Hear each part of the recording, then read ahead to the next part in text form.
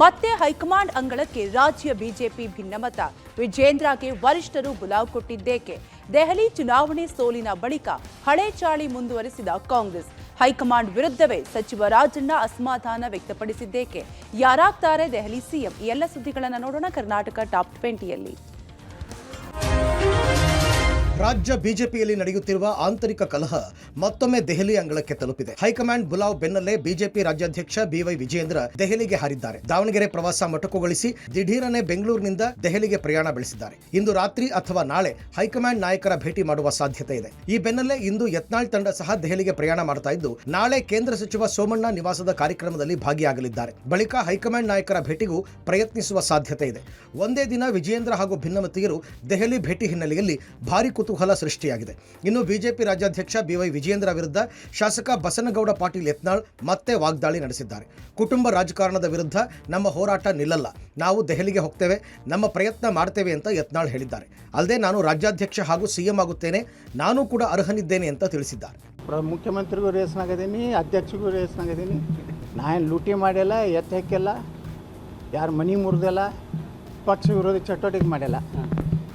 ಯಾರು ಪಕ್ಷ ವಿರೋಧಿ ಚಟುವಟಿಕೆ ಮಾಡ್ಯಾರ ಅವರು ದಾವಣಗೆರೆ ಒಳಗೆ ಸೋಲಿಸಿದವ್ರು ಯಾರು, ಬೀದರ್ನಾಗ ಸೋಲಿಸಿದವ್ರು ಯಾರು, ತುಮಕೂರಿನಾಗ ನಮ್ಮ ಇದೇ ಸೋಮಣ್ಣವ್ರು ಸೋಲಿಸ್ಲಿಕ್ಕೆ ಏನೇನು ಮಾಡ್ಯಾರ ಎಲ್ಲ ಸೋಮಣ್ಣವ್ರು ಹೇಳ್ಯಾರಲ್ಲ. ಒಮ್ಮೆ ನೋಡಿರಿ ಯಾರು ಪಕ್ಷ ವಿರೋಧ ಮಾಡ್ಯಾರ ಎಲ್ಲ ಗುರ್ತೈತಿ.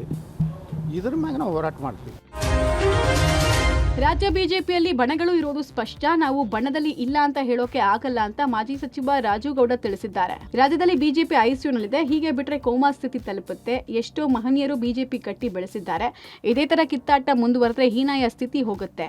ಹೀಗಾಗಿ ಹೈಕಮಾಂಡ್ ಮಧ್ಯಪ್ರವೇಶ ಮಾಡಿ ಆದಷ್ಟು ಬೇಗ ತಿಳಿಗೊಳಿಸಬೇಕು ಅಂತ ರಾಜುಗೌಡ ಆಗ್ರಹಿಸಿದ್ದಾರೆ.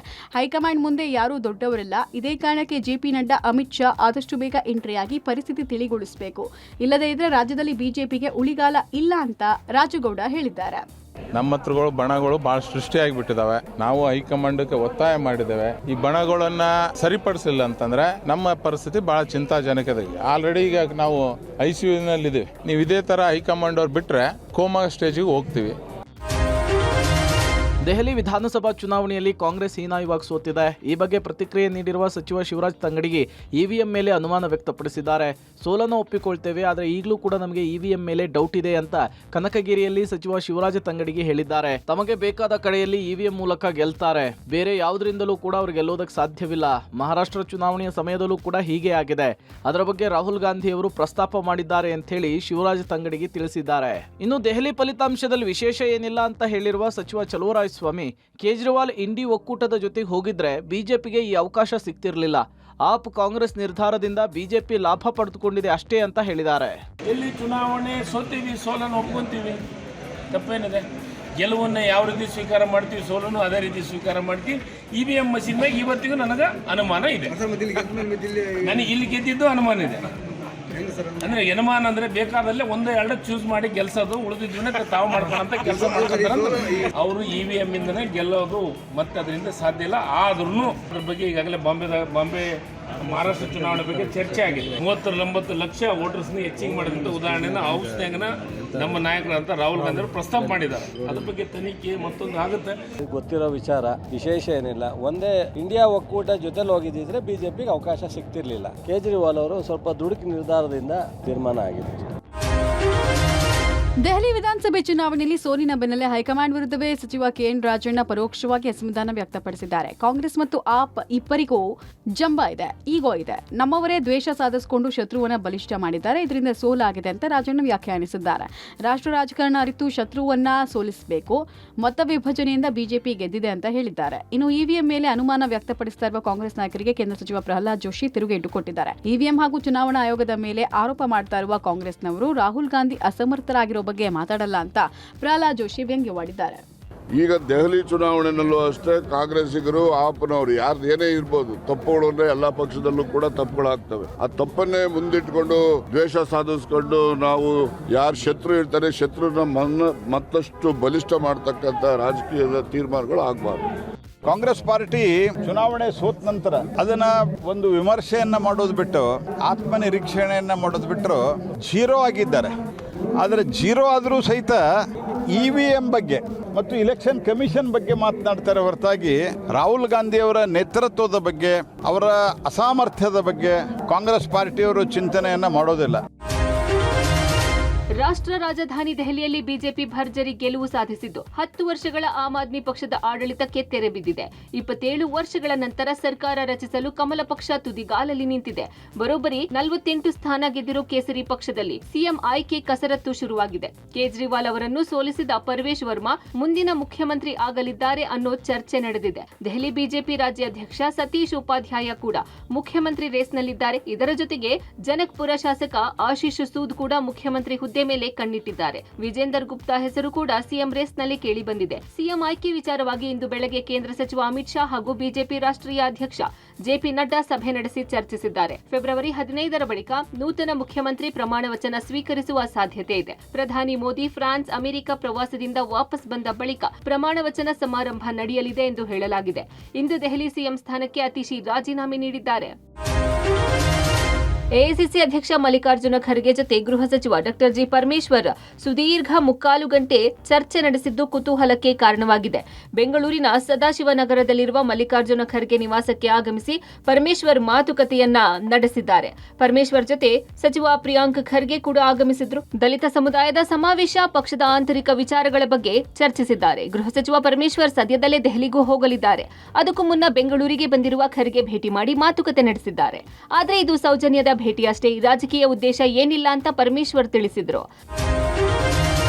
ಹೈಕಮಾಂಡ್ ವಾರ್ನಿಂಗ್ ಬಳಿಕವೂ ರಾಜ್ಯ ಕಾಂಗ್ರೆಸ್ನಲ್ಲಿ ಗುಪ್ತು ಮೀಟಿಂಗ್ ನಿಂತಿಲ್ಲ. ದಾವಣಗೆರೆ ವಾಲ್ಮೀಕಿ ಮಠದಲ್ಲಿ 3 ಸಚಿವರು ಗುಪ್ತ ಸಭೆ ನಡೆಸಿದ್ದಾರೆ. ಗೃಹ ಸಚಿವ ಡಾಕ್ಟರ್ ಜಿ ಪರಮೇಶ್ವರ್ ನೇತೃತ್ವದಲ್ಲಿ ನಡೆದ ಸಭೆಯಲ್ಲಿ ಸತೀಶ್ ಜಾರಕಿಹೊಳಿ, ಎಚ್ ಸಿ ಮಹದೇವಪ್ಪ, ಯತೀಂದ್ರ ಸಿದ್ದರಾಮಯ್ಯ, ಬಳ್ಳಾರಿ ಸಂಸದ ತುಕಾರಾಂ, ಮಾಯಕೊಂಡ ಶಾಸಕ ಕೆಎಸ್ ಬಸವಂತಪ್ಪ ಭಾಗಿಯಾಗಿದ್ರು. ಇದಕ್ಕೂ ಮುನ್ನ ವಾಲ್ಮೀಕಿ ಜಾತ್ರೆ ಕಾರ್ಯಕ್ರಮದಲ್ಲಿ ಮಾತಾಡಿದ್ದ ಯತೀಂದ್ರ ಸಿದ್ದರಾಮಯ್ಯ ಸಿಎಂ ಮುಂದಿನ ಕಾರ್ಯಕ್ರಮದಲ್ಲಿ ಆಗಮಿಸಿ ಉದ್ಘಾಟನೆ ಮಾಡುತ್ತಾರೆ ಅಂತ ಹೇಳಿದ್ರು. ಈ ಮೂಲಕ ಸಿಎಂ ಬದಲಾವಣೆ ಇಲ್ಲವೆಂದು ಪರೋಕ್ಷವಾಗಿ ತಿಳಿಸಿದ್ರು. ಇನ್ನು ಎಸ್ಸಿ ಸಮಾವೇಶ ಮಾಡಬೇಕು ಅಂದುಕೊಂಡಿದ್ದೇವೆ, ಮಾಡ್ತೇವೆ ಅಂತ ಸಚಿವ ರಾಜಣ್ಣ ಹೇಳಿದ್ದಾರೆ. ಸಮಾವೇಶ ಮಾಡಲು ನಮ್ಮನ್ನು ಬಿಡುತ್ತಿಲ್ಲ ಅನ್ನೋದು ಸುಳ್ಳು ಎಂದು ಸ್ಪಷ್ಟಪಡಿಸಿದ್ರು. SC ST ಸಮಾವೇಶ ಅಂತ ಬರೀ SC STಗಳಿಗೆ ಅಲ್ಲ, ಯಾರೆಲ್ಲ ಧ್ವನಿ ಇಲ್ಲದ ಸಮುದಾಯಗಳಿದ್ದಾವೆ ಆ ಸಮುದಾಯದವರು ಕೂಡ ಸರ್ವರಿಗೂ ಸಮಬಾಳು ಅಂತಕ್ಕಂಥ ಏನೋ ಒಂದು ನಾಣ್ಣುಡಿ ಇದೆ. ಆ ಏನೇ ಸಮಾವೇಶ ಮಾಡಿದ್ರು ಕೂಡ ಕಾಂಗ್ರೆಸ್ ಪಕ್ಷದ ನೇತೃತ್ವದಲ್ಲೇ ಮಾಡ್ತೀವಿ. ಬಿಡ್ತಾ ಇಲ್ಲ ಅಂತ ಅವ್ರೇನು ಕಟ್ಟಾಕವರ ನಮ್ಗೆ. ಸೂಕ್ತ ಸಮಯದಲ್ಲಿ ನಾವು ಅವೆಲ್ಲನೂ ಕೂಡ ಏನೆಲ್ಲ ಅನ್ಕೊಂಡಿದೀವಿ ಅದನ್ನೆಲ್ಲ ಮಾಡ್ತೇವೆ. ಸಿಎಂ ಸಿದ್ದರಾಮಯ್ಯ ವಿರುದ್ಧದ ಮುಡಾ ಹಗರಣದ ತನಿಖೆಗೆ ಸ್ಫೋಟಕ ಟ್ವಿಸ್ಟ್ ಸಿಕ್ಕಿದೆ. ಮುಡಾ ಹಗರಣದ ತನಿಖೆ ನಡೆಸುತ್ತಿರುವ ಲೋಕಾಯುಕ್ತ ಪೊಲೀಸರು ಸಿಎಂ ಸಿದ್ದರಾಮಯ್ಯ ಮತ್ತು ಅವರ ಕುಟುಂಬಕ್ಕೆ ಕ್ಲೀನ್ ಚಿಟ್ ಮಾತ್ರ ಕೊಡ್ತಾ ಇಲ್ಲ, ಬದಲಾಗಿ ಸಿಎಂ ಕುಟುಂಬವೇ ಸಂತ್ರಸ್ತರು ಎಂದು ಅಂತಿಮ ವರದಿಯಲ್ಲಿ ಉಲ್ಲೇಖ ಮಾಡಿದ್ದಾರೆ. ಮುಡಾದ ಮಾಜಿ ಆಯುಕ್ತ ನಟೇಶ್ ಈ ಪ್ರಕರಣದ ಪ್ರಮುಖ ಆರೋಪಿಯಾಗಿದ್ದಾರೆ ಅಂತ ಅಂತಿಮ ವರದಿಯಲ್ಲಿ ಲೋಕಾಯುಕ್ತ ತನಿಖಾಧಿಕಾರಿಗಳು ಉಲ್ಲೇಖಿಸಿದ್ದಾರೆ. ಭೂಮಿ ಖರೀದಿ ಮಾಡುವಾಗ ಆಗಲಿ ದಾನ ಮಾಡುವಾಗ ಸಿಎಂ ಸಿದ್ದರಾಮಯ್ಯ ಅಧಿಕಾರ ದುರುಪಯೋಗ ಮಾಡಿಕೊಂಡಿಲ್ಲ. ಯಾವುದೇ ರೀತಿಯಲ್ಲಿ ಪ್ರಭಾವ ಬೀರಿರೋ ಸಾಕ್ಷ್ಯ ಸಿಕ್ಕಿಲ್ಲ. ಸಿಎಂ ಬಾಮೈದ ಮಲ್ಲಿಕಾರ್ಜುನ ಸ್ವಾಮಿ ಕಾನೂನು ಉಲ್ಲಂಘಿಸಿಲ್ಲ. 2010ರ ದಾನಪತ್ರ ಕೂಡ ಕಾನೂನಾತ್ಮಕವಾಗಿದೆ. ಅಲ್ಲದೆ ಸಿಎಂ ಪತ್ನಿ ಇದೇ ಜಾಗದಲ್ಲಿ ಸೈಟ್ ಬೇಕು ಅಂತ ಕೇಳಿಲ್ಲ. ಆದ್ರೆ ಪಾರ್ವತಿ ಅವರ ಗಮನಕ್ಕೆ ಬಾರದಂತೆ ಕೆಲ ಪತ್ರ ವ್ಯವಹಾರ ಆಗಿದೆ. ಮುಡಾ ಆಯುಕ್ತರು, ಅಧಿಕಾರಿಗಳು ಸರ್ಕಾರದ ನಡಾವಳಿ ದುರ್ಬಳಕೆ ಮಾಡಿಕೊಂಡಿದ್ದಾರೆ ಅಂತ ಲೋಕಾಯುಕ್ತ ವರದಿಯಲ್ಲಿ ಉಲ್ಲೇಖಿಸಿದೆ. ಅಲ್ಲದೆ 14 ಸೈಟ್ ಮಾತ್ರವಲ್ಲ, ಸಾಕಷ್ಟು ಅಕ್ರಮವಾಗಿದ್ದು ಮಾಜಿ ಆಯುಕ್ತ ನಟೇಶ್ ವಿರುದ್ಧ ತನಿಖೆ ಆಗಬೇಕು ಅಂತ ಶಿಫಾರಸು ಮಾಡಲಿದೆ. ಮೈಕ್ರೋ ಫೈನಾನ್ಸ್ಗೆ ಕಡಿವಾಣ ಹಾಕುವ ಸುಗ್ರೀವಾಜ್ಞೆ ಸಂಬಂಧ ರಾಜ್ಯ ಸರ್ಕಾರ ಹಾಗೂ ರಾಜ್ಯಪಾಲರ ನಡುವೆ ಸಂಘರ್ಷ ನಡೆಯುತ್ತಿದೆ. ರಾಜ್ಯ ಸರ್ಕಾರ ನಾಳೆ ರಾಜ್ಯಪಾಲರಿಗೆ ಮತ್ತೆ ಕರ್ನಾಟಕ ಮೈಕ್ರೋ ಫೈನಾನ್ಸ್ ಸುಗ್ರೀವಾಜ್ಞೆ ಕಳಿಸಲಿದೆ. ಸುಗ್ರೀವಾಜ್ಞೆ ಸಂಬಂಧ ರಾಜ್ಯಪಾಲರು ಎತ್ತಿರುವ ಎಲ್ಲ ಆಕ್ಷೇಪಗಳಿಗೆ ಸ್ಪಷ್ಟೀಕರಣದ ಸಮೇತ ರಾಜ್ಯಪಾಲರಿಗೆ ನಾಳೆ ರವಾನೆ ಮಾಡಲಿದೆ. ಸದ್ಯ ಕಾನೂನು ಇಲಾಖೆ ಸಿದ್ಧಪಡಿಸಿರುವ ಸ್ಪಷ್ಟೀಕರಣಗಳನ್ನು ಸಿಎಂಗೆ ಕಳಿಸಲಾಗಿದೆ. ನಾಳೆ ಮುಖ್ಯಮಂತ್ರಿಗಳ ಕಚೇರಿಯಿಂದ ರಾಜ್ಯಪಾಲರಿಗೆ ಸುಗ್ರೀವಾಜ್ಞೆ ಕಳಿಸಲಾಗುತ್ತದೆ. ಸರ್ಕಾರ ಸುಗ್ರೀವಾಜ್ಞೆ ಸಮರ್ಥಿಸಿಕೊಂಡು ಹಲವು ಸ್ಪಷ್ಟೀಕರಣ ಕೊಡಲು ಮುಂದಾಗಿದೆ.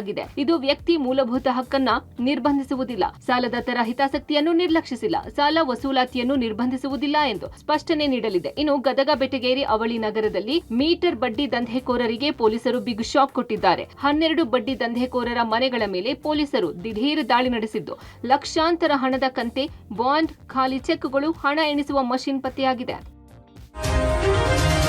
ಇಂದಿನಿಂದ ಮೆಟ್ರೋ ಪ್ರಯಾಣ ದರ ಬರೋಬ್ಬರಿ 46% ಹೆಚ್ಚಳವಾಗಿದೆ. ಪರಿಷ್ಕೃತ ದರ ಇವತ್ತು ಬೆಳಗ್ಗೆ 7 ಗಂಟೆಯಿಂದಲೇ ಜಾರಿಯಾಗಿದ್ದು, ಮೊದಲ 2 ಕಿಲೋಮೀಟರ್ ಪ್ರಯಾಣ ದರ ಯಾವುದೇ ಬದಲಾವಣೆಯಾಗಿಲ್ಲ. ಉಳಿದಂತೆ ಪ್ರತಿ ಹಂತದ ಪ್ರಯಾಣಕ್ಕೂ ಕೂಡ ಕನಿಷ್ಠ 5 ರಿಂದ ಗರಿಷ್ಠ 30 ರೂಪಾಯಿವರೆಗೂ ಕೂಡ ಹೆಚ್ಚಿಸಲಾಗಿದೆ. ಸ್ಮಾರ್ಟ್ ಕಾರ್ಡ್ ಮೂಲಕ ಪ್ರಯಾಣ ಮಾಡುವ ಪ್ರಯಾಣಿಕರಿಗೆ ಹಿಂದೆ ಇದ್ದಂತಹ 5% ರಿಯಾಯಿತಿಯನ್ನು ಮುಂದುವರಿಸಲಾಗಿದೆ. ಟೋಕನ್ ಮೂಲಕ ಪ್ರಯಾಣ ಮಾಡುವ ಪ್ರಯಾಣಿಕರಿಗೆ ಶೇಕಡಾ 50ರಷ್ಟು ದರ ಹೆಚ್ಚಳವಾದರೆ, ಸ್ಮಾರ್ಟ್ ಕಾರ್ಡ್ ಮೂಲಕ ಪ್ರಯಾಣ ಮಾಡುವ ಪ್ರಯಾಣಿಕರಿಗೆ 45ರಷ್ಟು ದರ ಹೆಚ್ಚಳವಾಗಿದೆ. ಟಿಕೆಟ್ ರೇಟ್ ಹೆಚ್ಚಳವಾಗಿರುವುದಕ್ಕೆ ಮೆಟ್ರೋ ಪ್ರಯಾಣಿಕರು ಆಕ್ರೋಶ ವ್ಯಕ್ತಪಡಿಸಿದ್ದಾರೆ. ಏಕಾಏಕಿ ಶೇಕಡಾ 46ರಿಂದ 50ರಷ್ಟು ದರ ಏರಿಕೆ ಮಾಡಿರುವುದು ಸರಿಯಲ್ಲ ಅಂತ ಹೇಳ್ತಿದ್ದಾರೆ. ಜನಸಾಮಾನ್ಯರು ಇವಾಗ ಮೈನ್ ಆಗಿ ಮೆಟ್ರೋನೇ ಅವಲಂಬಿತ ಆಗಿದ್ದಾರೆ. ಯಾಕಂದ್ರೆ 2 ವೀಲರು ಕಾರು ಯಾರು ಇಲ್ಲದೆ ಇರೋರು ಎಲ್ಲ ಮಿಡಲ್ ಕ್ಲಾಸ್ ಪೀಪಲ್ಸೇ ಈ ಮೆಟ್ರೋ ಯೂಸ್ ಮಾಡ್ತಾ ಇರೋದು. ಅದನ್ನ ಇವರು ಅಡ್ವಾಂಟೇಜ್ ಆಗಿ ತಗೊಂಡಿದ್ದಾರೆ. ಬಸ್ ಫ್ರೀ ಬಿಟ್ಬಿಟ್ಟು ಮೆಟ್ರೋನ ಡಬಲ್ ರೇಟ್ ಮಾಡಿ ಮೆಟ್ರೋನ ಲೂಟಿ ಮಾಡಕ್ಕೆ ಶುರು ಮಾಡಿಬಿಟ್ಟಿದ್ದಾರೆ. ಮಾಜಿ ಸಂಸದ ಡಿಕೆ ಸುರೇಶ್ ಸಹೋದರಿ ಅಂತ ಕೋಟಿ ವಂಚನೆ ಮಾಡಿದ ಪ್ರಕರಣಕ್ಕೆ ಸಂಬಂಧಪಟ್ಟಂತೆ ಆರೋಪಿಯಾಗಿರುವ ಐಶ್ವರ್ಯಗೌಡ ವಿರುದ್ಧ ಮತ್ತೊಂದು ಗಂಭೀರ ಆರೋಪ ಕೇಳಿಬಂದಿದೆ.